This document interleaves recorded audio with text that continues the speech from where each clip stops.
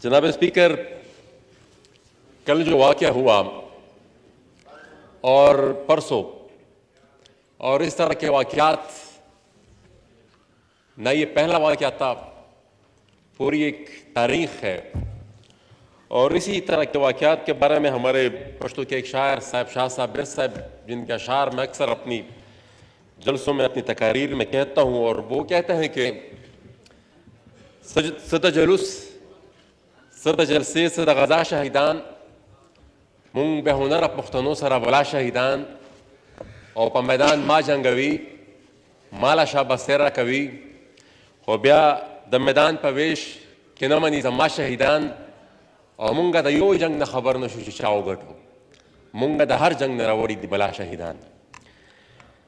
जनाब स्पीकर, ये शुहदा का एक ना रुकने वाला सिलसिला जिसकी अक्कासी इन अशार में की गई है कि जंग होते हैं और हमें किसी जंग की यह खबर नहीं होती कि ये जंग किसने जीती, लेकिन वो जंग सिर्फ हमें शहीद पे शहीद दे रही है।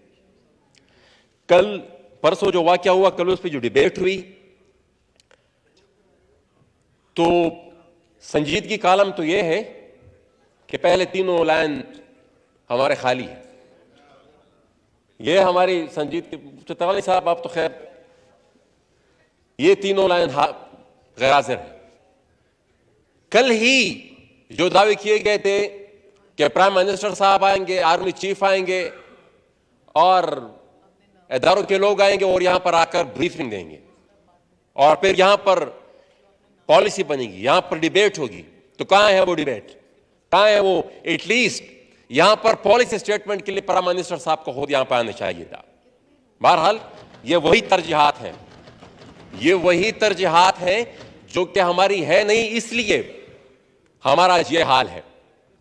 और साथ ही साथ जनाब स्पीकर, मैं इसी मौजू के तनाजुर में ये बात भी करूंगा कि हमारे इसी हाउस के ऑनरेबल मेंबर अली वजीर साहब की जमानतें सिंध में भी तकरीबन तमाम मंजूर हो गई हैं, खैबर पख्तूनख्वा में भी तमाम मंजूर हो गई हैं, उनकी सिर्फ रिहाई बाकी है।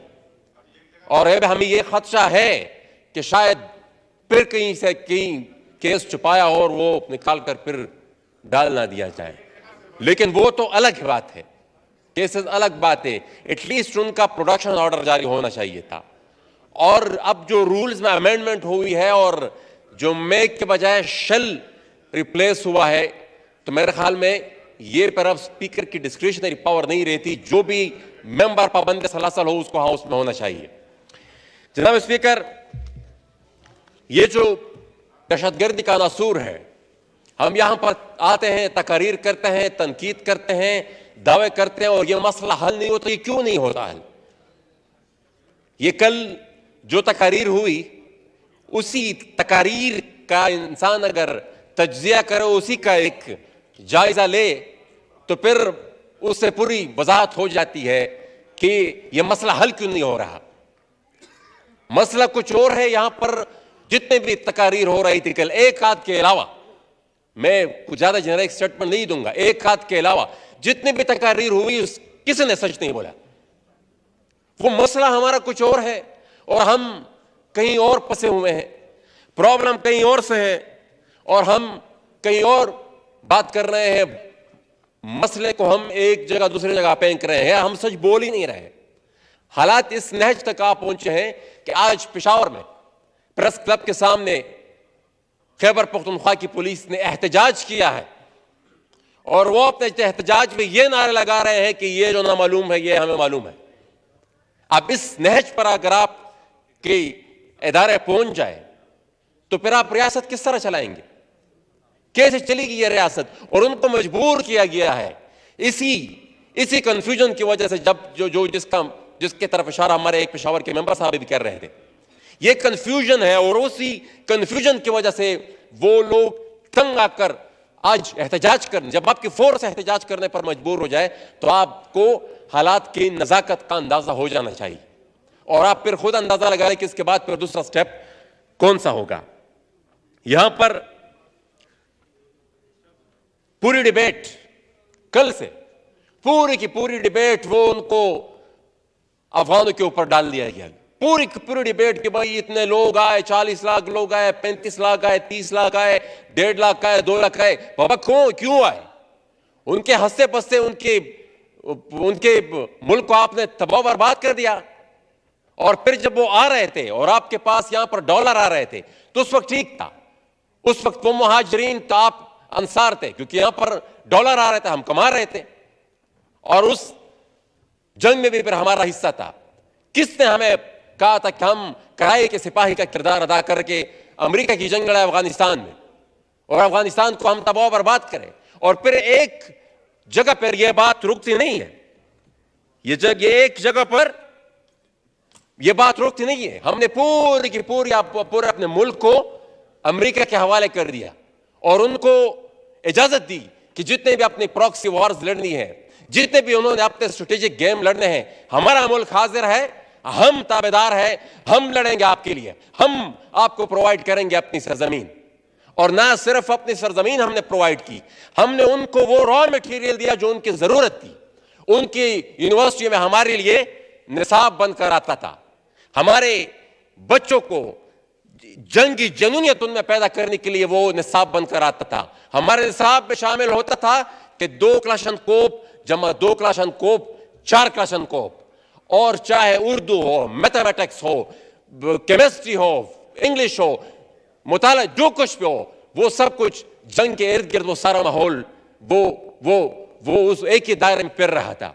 तो एक ना सिर्फ हमें अपनी जमीन दी, बल्कि एक ऐसी माइंड सेट उनको देने की कोशिश की जो उनके मकसद के लिए लड़े, जो जंग में उसमें शरीक हो, उनकी जंग में शरीक हो जो हमारी नहीं थी। जो अमेरिका लड़ रहा था अपने सियासी मकासद के लिए, अपने स्ट्रेटेजिक इंटरेस्ट के लिए, और उसके फिर कंटिन्यूएशन में फिर आगे क्या होता है वो तो हो गया। मुजाहिदीन का दौर गुजर गया, फिर उसके बाद तालिबान का फेज 1 आया।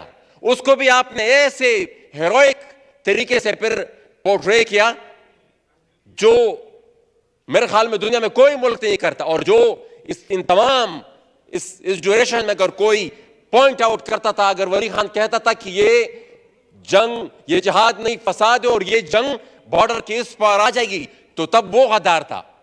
आज हम जब ये बात कर रहे हैं कि ये जो जिस तरीके से स्पॉन्सर्ड जंग अफगानिस्तान में लड़ी गई और या लड़ी जा रही थी, ये तबाही है, ये बर्बादी है, फिर हमें एजेंट करार दिया गया था। 20 साल तक 9/11 के बाद बात करते हैं, 20 साल तक यहां पर नासिर मुसद्दई साहब ने उसका जिक्र किया, 20 साल तक हमने यहां पर तालिबान को तहफ़्फ़ुज़ दी, यहां पर हमने उनको प्रोटेक्शन दी, यहां पर उनको हमने खर्चे दिए, उनको लॉजिस्टिक सपोर्ट दी, उनको पैसा दिया, उनको हमने प्रोटेक्शन दी। अगर हम वो प्रोटेक्शन ना देते तो ना आज वो अफगानिस्तान पे काबिज होते और ना ही उसी के तसलसल में यहां पर ये जो कुछ हो रहा है, धमाके हो रहे हैं, तबाही बर्बादी हो रही है, ये सब कुछ होता। यहां पर अफगान मुहाजिरीन बेचारों को उन पर किस्म की यहां पर तोहमत लगाई जाती है और मुरद इल्जाम ठहराया जाता है। जनाब स्पीकर, जो लोग वहां पर जंग में मुलविस हैं और या उनके साथी है जो यहां पर अटैक्स करते हैं, उनको कोई कुछ नहीं कह सकता। वो वहां भी जा सकते हैं जहां मैं नहीं जा सकता, उनकी एक्सेस वहां भी है, पूरे मुल्क में वो पहले हुए हैं, वो प्रोटोकॉल एंजॉय करते हैं, उनकी एक एक रसीद पर, उनकी एक एक चिट पर वो वीजे की हैसियत रखते हैं। तो किसको हम बेवकूफ बना रहे हैं? किसको बेवकूफ बना रहे हैं? वो बहुत वाज़ेह है, उसमें कोई कंफ्यूजन नहीं है। हम अफगानिस्तान की तबाही के जिम्मेदार हैं, और जब अफगानिस्तान में तालिबान का टेक ओवर हुआ तब भी हमने यह बात कही थी कि यह आगाज है हमारी तबाही का। हम यहां पर शादियाने बजा रहे थे, यहां पर हमारे पास सियासी जमातों के वो स्टेटमेंट्स, वो तहनीयत, पैगामात, वो सारे हमारे पास मौजूद हैं जो उनको मुबारकबाद दे रहे थे। यहां पर बतौर रियासत हमने उस चीज को सेलिब्रेट किया। ये बयानात हमारे ये अभी के ये सारे पाकिस्तानी रियासत के जिम्मेदारान के बयानात हमारे साथ मौजूद हैं। कोई कह रहा था तालिबान, अभी रिसेंट के बाद खैबर पख्तूनख्वा हुकूमत की, तालिबान यहां पर ये जंग के लिए स्वात नहीं आए थे, ये फॉरेन मिनिस्टर साहब करते थे, तालिबान ज़हीन लोग थे, तरक्की चाहते थे। ये हमारा साबिका वजीर खारिजा शाह महमूद कुरैशी साहब की स्टेटमेंट है। ये खान साहब कुछ और कह रहे थे, उन्होंने कह देते गुलामी की जंजीरें तोड़ दी। वो उनका ये स्टेटमेंट भी कि तालिबान के नजरिया से पाकिस्तान को कोई खतरा नहीं है। ये मुख्तलिफ बयानात, ये हमारी ही सियासी क़यादत और मुल्क के रिस्पॉन्सिबल ओहदों पर रहने वाले लोगों ने यहां पर दी। और फिर उसके बाद क्या हुआ, जब हम चीख रहे थे 20 साल से कि ये एक ही लोग थे, ये एक ही लोग हैं, चाहे अफगान तालिबान वहां पर या ये पाकिस्तान में तालिबान लड़ने वाले, ये सारे एक ही लोग हैं, लेकिन हमारी बात पे उस वक्त कान नहीं धरा गया। अब फिर वो साबित हो रहा है। कभी देखा आपने, पहले तो हम ये बहाना बनाते थे कि भाई ये जो हो रहा है, ये अफगानिस्तान में इंडिया नवाज हुकूमत है, वो यहां पर ये सब कुछ टीटीपी को सपोर्ट कर रही है। अब तो हमारी चहीतों की हुकूमत है, अब कौन कर रहा है उसको? अब कौन सी एजेंसी दुनिया की इन लोगों को सपोर्ट कर रही है? बुनियादी तौर पर मसला यह है कि हमने, हमारी एजेंसी, हमारी जर्नलों ने यहां पर तहफ़्फ़ुज़ दी अफगान तालिबान को, उन्हीं तालिबान ने फिर आगे जाकर टीटीपी को सपोर्ट किया और उसने जाकर फिर वो हमारे बच्चों को मारा। जनाब स्पीकर, एक बात बहुत क्लियर है, जिस दिन तक हमारे पड़ोस में अफगानिस्तान में तालिबान काबिज रहेंगे, पाकिस्तान समेत पूरी रीजन में अमन नहीं आ सकता। यह एक हकीकत है। नजरियात हर किसी के अलग अलग होंगे, लेकिन यह इस हकीकत है, इसको कोई जुटा नहीं सकता। अब मैं इस पर आऊंगा। कल यह भी डिबेट हुई कि खुदकश पंजाब में जब होता था तो कौन थे, वो तो उनका ताल्लुक भी पंजाब से नहीं था। तो जनाब स्पीकर, मैं सिर्फ एक बात कहूंगा कि खुदकश अगर हमारे इलाके से उनका ताल्लुक था भी, तो उनको ट्रेन करने वाला कर्नल इमाम और जनरल हमीद गुल ये कौन थे? किसने उनको भिजवाया था? कौन ने इन सादा जहनों को वरगलाने के लिए रियासती मशीनरी इस्तेमाल की थी? कौन थे वो लोग? वो हमारे नहीं थे। ये रिकॉर्ड का हिस्सा है, ये हम छुपा नहीं सकते। हम 100 दफा भी अगर चाहें कि इन तमाम हकाइक को हम छुपाए, हम छुपा नहीं सकते। और ये साउथ एशिया टेररिज्म पोर्टल की रिपोर्ट मेरे साथ मौजूद है, और उस रिपोर्ट के मुताबिक 66,000 जो जानें गई हैं इस वॉर ऑन टेरर में, उनमें से 40,000 का ताल्लुक खैबर पख्तूनख्वा से। और हम ये नहीं कहते कि दहशतगर्दी कहां, हम किसी सूरत दुनिया के किसी कोने में भी उसको जस्टिफाई नहीं कर सकते, लेकिन यह तकाबुल भी दुरुस्त नहीं था जो कल यहां पर हो रहा था। इन तमाम 66,000 में पंजाब में सिर्फ 2500 नुकसानात हुए। हम चाहते हैं कि एक भी ना हो, लेकिन यह कोई कंपैरिजन ही नहीं है। मर मैं रहा हूं, तबाह बर्बाद मैं रहा हूं, मईशत मेरी तबाह हो गई, नस्ल मेरी तबाह हो रही है, और ये इसको इसी प्रिज्म से देखना होगा। जनाब स्पीकर, यहां पर कल मैं तो मौजूद नहीं था, लेकिन फिर जो सोशल मीडिया पर मैंने देखा कि बातें हुई कि ज़रब-ए-अज़ब तरस के एक और ऑपरेशन की भी जरूरत है। तो ज़रब-ए-अज़ब में कौन सा तीर मारा गया था? उसमें कौन सी अचीवमेंट हुई थी? हमारे घर में मस्मार हुए, हमारे बाजार में मस्मार हुए, कंबल और फ्रिज और फ्रीजर वगैरह ये उड़ गए थे, ये गायब हो गए थे। कौन से दहशतगर्दी खत्म हुई? कोई दहशतगर्दी खत्म नहीं हुई। और इसी बदएतमादी की वजह से आम आवाम तो छोड़े, आज हमारे मुल्क के पुलिस डिपार्टमेंट भी अपने रियासत पे एतबार नहीं कर रही और एहतजाज पर मजबूर हो गए। तो ये इस मफरूजात, इन ऐलानात की वजह से हमें कोई अब धोखा नहीं दे सकता कि कहे कि भाई हमने ऑपरेशन का इरादा कर लिया है। ऑपरेशन का इरादा नहीं, आप अपनी पॉलिसी ठीक करें, अपने जहनों में क्लैरिटी लाए, तब बात बनेगी। और अगर आप चाहे, रियासत चाहे, तो ये चंद दिन का काम है, ये चंद दिन का काम है, लेकिन हमने नहीं करना, क्योंकि हमने तो 40 साल से जंग को बतौर कारोबार यूज किया है, जंग को हमने बतौर कारोबार इस्तेमाल किया है। तो इस तरह रियासत नहीं चलती। जनाब स्पीकर, यहां पर ये जो टॉक्स की बात हुई, ये ऐवान गवाह है, यहां पर भी बातें हुई थी, यहां पर भी ब्रीफिंग्स दी गई थी, प्राइम मिनिस्टर हाउस में भी ब्रीफिंग्स दी गई थी, और ये ऐवान गवाह है कि हमने जो बातें उस वक्त रिकॉर्ड पे रखी थी, लफ्ज बलफ्ज वो सब कुछ ठीक साबित हुआ। हमने ये जो आज का जो हो रहा है, इन खदशात का इजहार हमने उस वक्त भी कर दिया था, लफ्ज ब लफ्ज सब कुछ ठीक साबित हो रहा है, लेकिन उस वक्त हमारे तमाम सिफारिशात को रद्द कर दिया गया था, किसी एक को भी नहीं माना गया था, और आज वर्ड बाय वर्ड वो सब कुछ ठीक साबित हो रहा है। और हम उस वक्त भी ये कर रहे थे कि ये जो तालिबान है इनको मुज़ाकरात के बहाने वापस बसाया जा रहा है। ये मुज़ाकरात सिर्फ एक बहाना है, मुज़ाकरात के बहाने इनको वापस लाया जा रहा है, इनको स्पेस दी जा रही है। वही बात है आज कौन सी जगह महफूज है। और ये बात मैं बार बार कह चुका हूं कि खैबर पख्तूनख्वा तक ये बात रुकेगी नहीं, ये फैलेगी, पूरे पाकिस्तान में फैलेगी। अगर कोई ये सोचता है कि भाई अब मेरी वजूद पे आग लगी हुई है और मैं मोहसिन दावड़ के वजूद पे आग लगी हुई है और कोई और आराम से जिंदगी गुजार लेगा, ये हो नहीं सकता। यह आग फैलेगी। ये जब अफगानिस्तान में भी थी उस वक्त यहां पर ये क़यादत कह रही थी कि ये यहां पर आएगी, ड्यूरेंट क्रॉस करके आएगी। अब जब खैबर पख्तूनख्वा में है तो उससे पूरे मुल्क में फैलेगी, ये रुकने वाली नहीं है।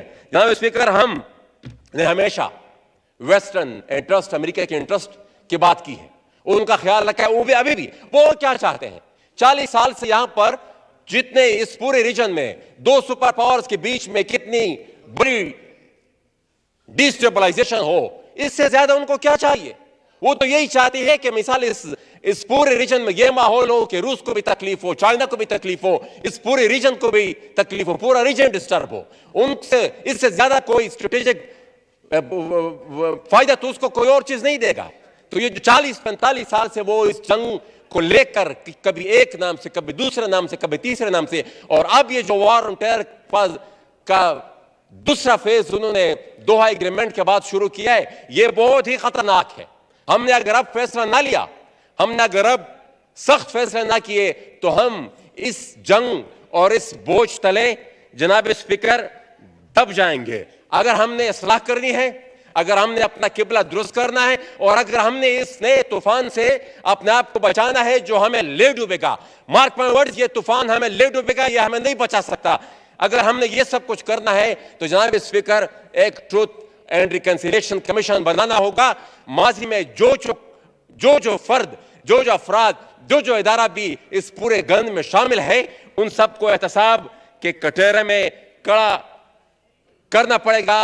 अगर हमने नहीं किया, जो कि मुझे होता हुआ दिखाई नहीं दे रहा, वो इरादों से पता चलता है कि इरादे क्या है, ये मुझे होता हुआ दिखाई नहीं दे रहा। अगर नहीं होगा तो मैंने बता दिया जनाब स्पीकर, हम नहीं बचेंगे। और यहां पर जनाब स्पीकर अफगानिस्तान का एक्शन रिप्ले होने वाला है। यहां पर अफगानिस्तान का एक्शन रिप्ले होने वाला यही होता था ना, जब वहां पर अटैक होती थी, यहां की हुकूमत कह तो देती थी कि भाई ये गलत हुआ है, लेकिन फिर सबको पता होता था कि भाई सपोर्ट उनको कौन कर रहा है। यहां पर हमारी प्रोटेक्शन में थे, अभी भी ये हो रहा है। वहां से लोग आते हैं, उन्हीं के वो चहीते हैं, वहां पर यहां पर वो अटैक करते हैं। वो उनके जो ऑफिशियल्स हैं वो कह तो देते हैं कि भाई ये जो है ये गलत काम हुआ है, लेकिन सपोर्ट तो उनको भी कर रहे हैं। तो ये सारी चीजें रिवर्स हो रही हमारी ऊपर, और हम मेरे ख्याल में सीरियसली अभी तक हमारा इरादा नहीं है कि हम इस पूरे सिस्टम को देख सके। अपनी पॉलिसी, अपनी जो नाकाम अफगान पॉलिसी है उसकी हम इस्लाह कर सके। अगर नहीं करेंगे तो जनाब स्पीकर ये हालात और आने वाले वाक़यात ये इस मुल्क को ले डूबेंगे। बहुत शुक्रिया। जनाब